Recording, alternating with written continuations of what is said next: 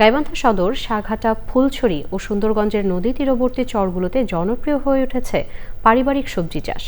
৮ থেকে ১০ ফুট উঁচু করা বসতভিটার উঠান ও বাড়ির আশেপাশের পতিত জায়গায় লাউ, শিম, ঢেঁড়স ও মিষ্টি কুমড়া সহ বিভিন্ন ধরনের শাকসবজি চাষ করছেন নারীরা। গাইবান্ধা প্রতিনিধি ফারুক হোসেনের তথ্য ও ভিডিওচিত্রে আল মুকসিদের রিপোর্ট। জেলার যমুনা, ব্রহ্মপুত্র ও তিস্তা নদীর চর ও নদীর তীরে লক্ষাধিক পরিবারের বসবাস। বন্যা, খরা ও নদী ভাঙনের মতো প্রাকৃতিক দুর্যোগ মোকাবেলা করে টিকে থাকতে হয় চরবাসীর। এসব চরের বসবাসরত নারীদের কাছে জনপ্রিয় হয়ে উঠেছে পারিবারিক সবজি চাষ।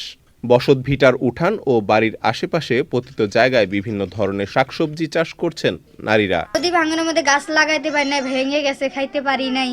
এখন সবকিছুই হয়েছে, গাছ গুজালি লাগাইছি, এখন খাইতে পাই, বেচতেও পাই। আগে আমাদের এখানে এই যে শাকসবজির বাগান ছিল না, এখন তারা বীজ দিচ্ছে, আমরা শাকসবজি বাগান করতেছি। পোকামারা ফান দিছে, ডিব্বে দিছে, তখন থেকে আঙ্গুর আরো উন্নতি বেশি হয়। আমরা জানি নাই, তাই এসে আঙ্গুর শিক্ষা দিছে। উৎপাদিত সবজি বাজারে বিক্রি করে আর্থিকভাবে লাভবান হচ্ছেন তারা। মাটি কেটে উঁচু করছি, বস্তার মধ্যে মাটি তুলে গাছ গাছছি, আবার ফেরা আদা দিছে। নদী অঞ্চলের মানুষ জায়গাখানে কইরাই থাকে না, আমরা চাষ করি, সবজি করি, কইরা খাই আরো বিক্রি করি। মানুষকে দিচ্ছি, বিক্রি করতে আসছি, দু একটা আবার আমরা খাইতে আসছি।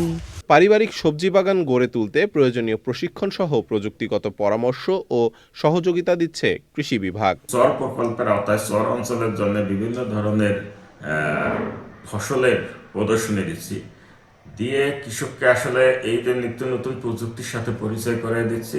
পাশাপাশি তাদের যে ফসল আবাদ করতে যে রোগ পোকামাকড় সহ বিভিন্ন ধরনের প্রযুক্তির সহায়তার জন্য আমাদের মাঠ পর্যায়ে যে উপসহকারী কৃষি কর্মকর্তা আছেন তারা সার্বক্ষণিক মাঠে থাকেন এবং মাঠ থেকে কৃষককে পরামর্শ দেন। চরে এ ধরনের পারিবারিক সবজি চাষ বৃদ্ধি করতে সরকারি বেসরকারি সহযোগিতার দাবি চরের নারীদের।